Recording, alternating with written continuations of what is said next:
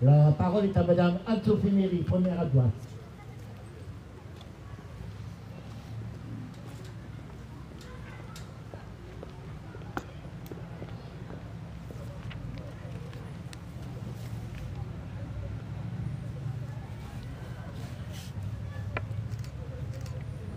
Mesdames et messieurs, en vos grades et qualités, je vais vous donner lecture du message de Monsieur Sébastien Lecornu, ministre des Armées et des Anciens Combattants, et de Monsieur Jean-Louis Thieraut, ministre délégué auprès du ministre des Armées et des Anciens Combattants. 106e anniversaire de l'armistice du 11 novembre 1918. C'était il y a 106 ans, en 1918, à la 11e heure, du 11e jour, du 11e mois, de la boue des Flandres à la frontière suisse, les clairons égrènent les notes du cessez-le-feu. Aux fiertés de la victoire se mêlent les cortèges d'ombre des périsentaires, accompagnés de ceux qui les pleurent. Ce sont ces sacrifices que nous commémorons aujourd'hui, auxquels sont agrégés depuis 2012 celui de tous les morts pour la France. Honorer leur mémoire, c'est écouter ce qu'ils nous disent encore aujourd'hui. Ils nous laissent un devoir de gratitude, de lucidité et d'espérance. Le devoir de gratitude, c'est tout simplement se souvenir du sacrifice de ces jeunes hommes, habités des promesses de la vie, qui ont consenti à tout donner pour que la France demeure. Les épreuves qu'ils ont traversées sont inimaginables. Pour nous imprégnons, laissons la parole à un témoin, le général de Castelnau. Leur vie, c'était marcher, marcher encore, marcher quand même à demi-mort de fatigue, trempé jusqu'aux os, transi de froid, ou bien épuisé de chaleur et de soif, dans l'air embrasé d'une journée torride. Gravir la pente du terrain sous le lourd fardeau du sac, charger baïonnette au canon dans le sifflement des balles, le crépitement des mitrailleuses et le mugissement des obus. Combattre le jour, combattre la nuit, veiller toujours, mourir obscurément dans le sillon d'un labour. Le devoir de lucidité, c'est ne pas oublier que 21 ans après que les canons se fussent tus, il a fallu reprendre les armes en 1939. La conjonction de la lâcheté et de l'aveuglement ont transformé la der des der en armistice de 20 ans. Pour reprendre les mots du maréchal Foch. À l'heure où la tragédie de la guerre a fait son grand retour en Europe, à l'heure où certaines puissances remettent en cause tous les fondements de l'ordre et du droit international, ceux de 14 et ceux de toutes les guerres nous murmurent de continuer à défendre la paix. Le devoir d'espérance, c'est de ne jamais douter des ressources de la France pour venir à bout des défis qui se présentent à elle. La guerre change de visage, mais de génération en génération, les soldats de France demeurent animés de la même volonté de défendre l'honneur et la patrie. En cette année du 80e anniversaire de la Libération, souvenons-nous des soldats du commandant Kiefer qui ont foulé les plages de la Normandie le 6 juin 1944. Souvenons-nous des soldats de la première année de Lattre qui ont débarqué en Provence. De ceux de la 2e division blindée du général Leclerc qui, depuis le désert à Koufra, sont remontés jusqu'à Strasbourg pour la libérer et accomplir leur serment. Souvenons-nous des héros de la résistance intérieure, mais aussi du calvaire des incorporés de la France d'Alsace-Moselle. Souvenons-nous du courage des parachutistes de Dien Bien Phu, de celui des soldats qui se battent en opération extérieure, et notamment ceux du Liban qui défendent la paix depuis 1978.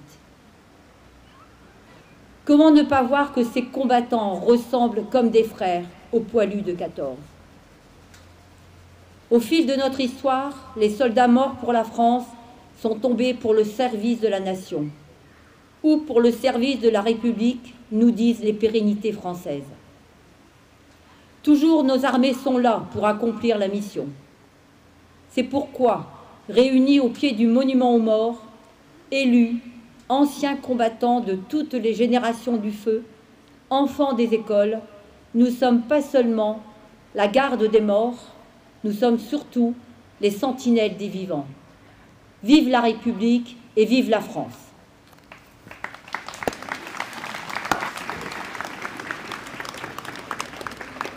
Je vous remercie pour votre attention.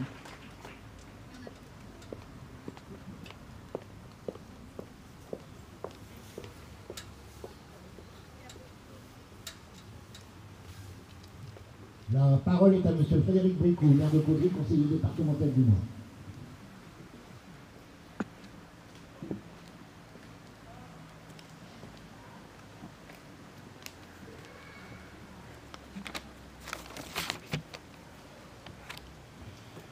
Madame la députée européenne, Général Bouvard, ancien directeur de l'école de gendarmerie de Tulle, messieurs les représentants, mesdames et messieurs les représentants de la Légion d'honneur, mesdames et messieurs les représentants de la médaille militaire, mesdames et messieurs les représentants de l'Ordre national du mérite, mesdames et messieurs les élus, mesdames et messieurs les représentants du conseil municipal des aînés, mesdames et messieurs les représentants du conseil municipal junior, mesdames et messieurs les représentants de la gendarmerie, mesdames et messieurs les représentants du centre d'incendie et de secours, chers pompiers retraités, chers pompiers actifs, chers jeunes sapeurs-pompiers, mesdames et messieurs les représentants d'associations patriotiques, mesdames et messieurs les directeurs d'école, enseignants, parents d'élèves et très chers élèves caudrésiens, monsieur l'inspecteur de l'éducation nationale, monsieur l'abbé Henri Braque, mesdames et messieurs,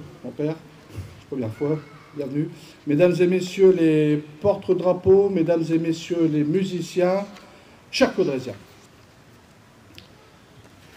En ce jour du 11 novembre 2024, nous voici rassemblés devant ce monument aux morts qui, à bien des égards, symbolise une page des plus sombres de notre histoire nationale.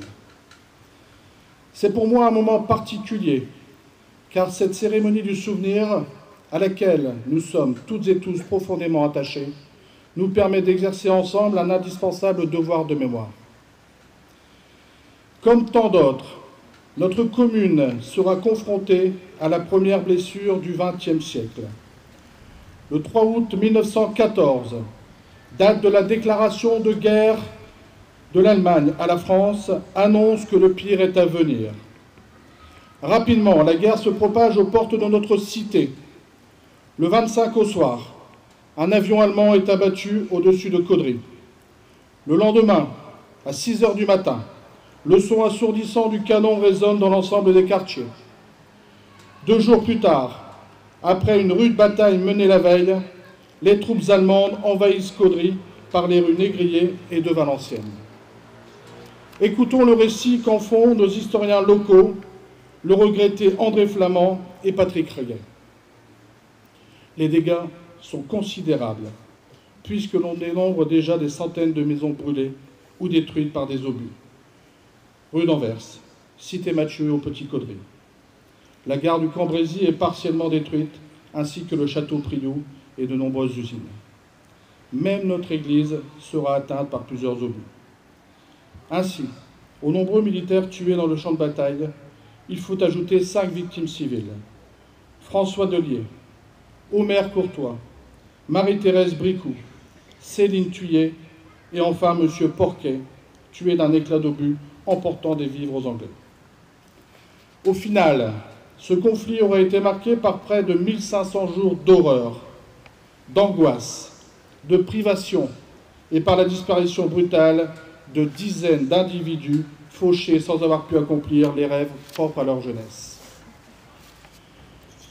Aujourd'hui, il ne reste plus de témoins vivants de cette période effroyable, mais les témoignages accumulés au fil des années perdurent.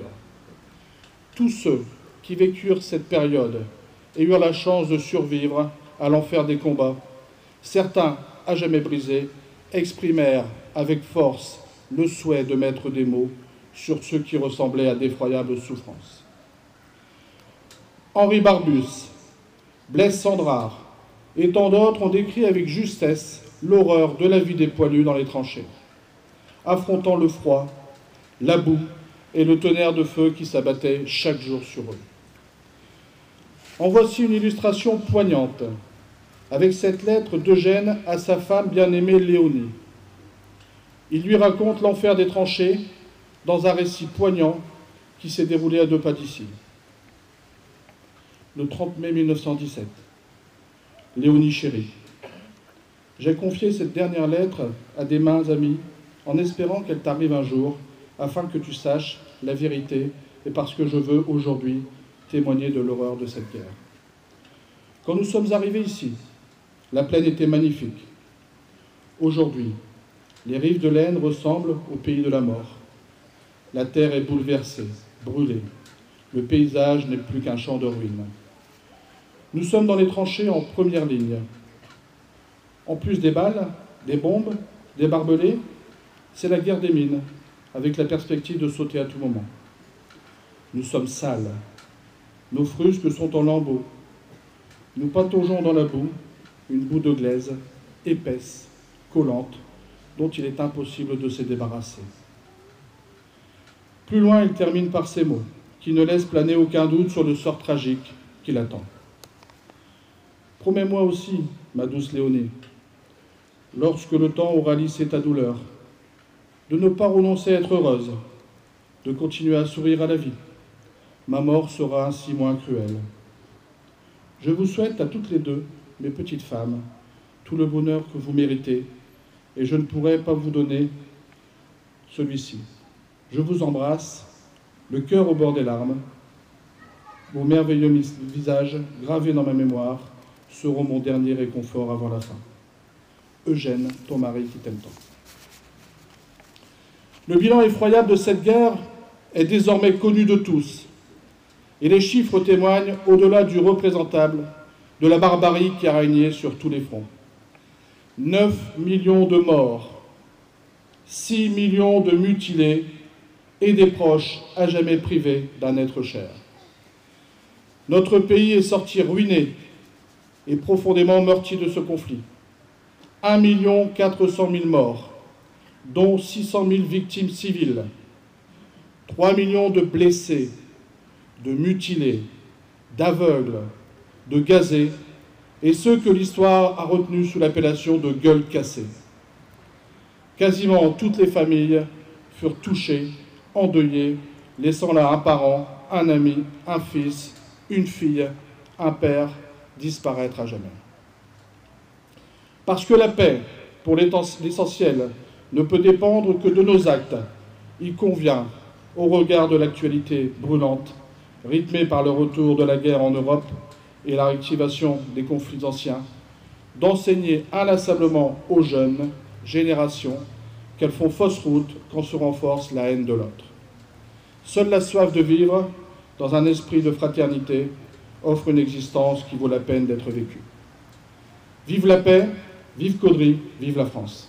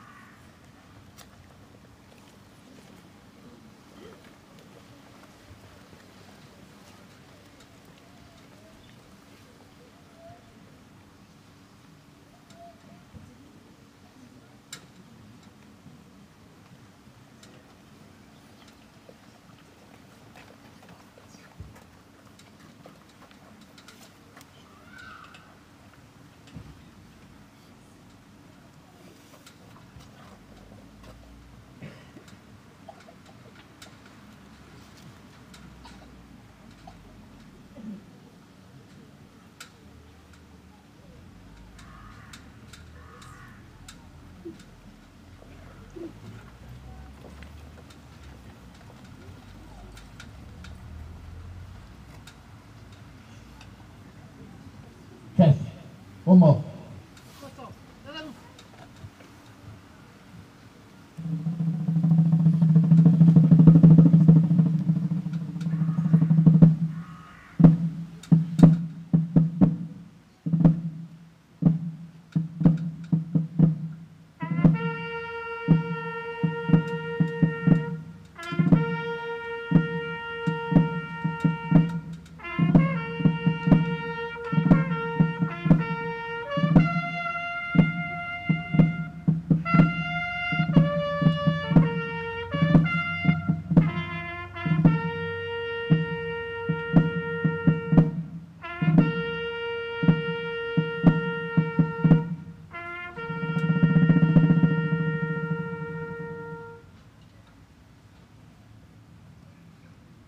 Nous allons entendre la Marseillaise chantée par les enfants des écoles primaires Paul Bert, Jean Massé, Sam Maxellon, Jean Sauve et Condorcet.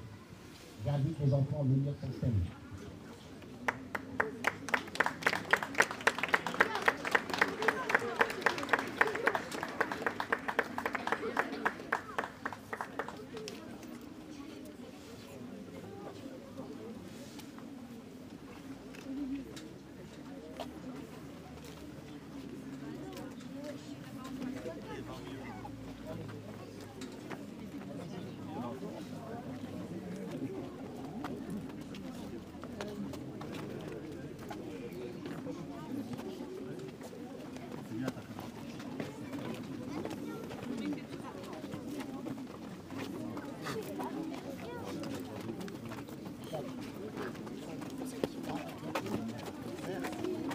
Il n'a jamais eu autant. Hein. Il n'a jamais eu autant.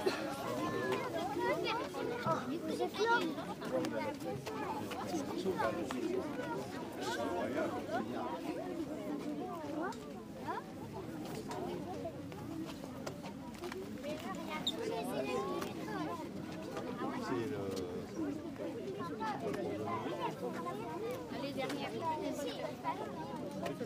Elle est où les trucs?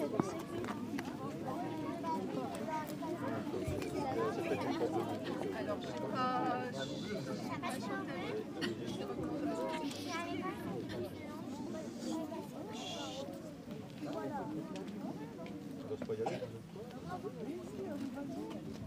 Chef, la Marseillaise.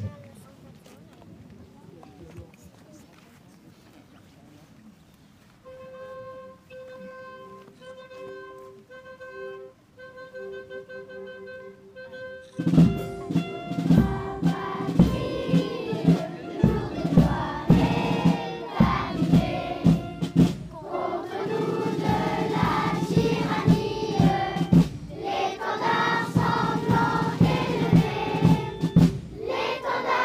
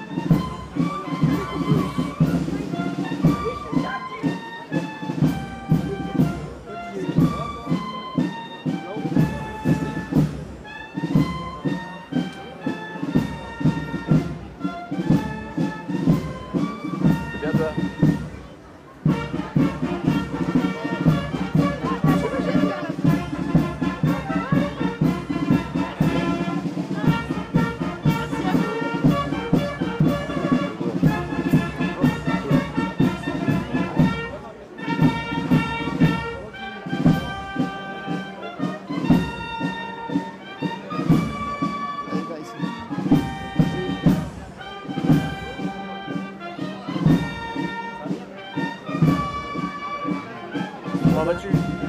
Ça va?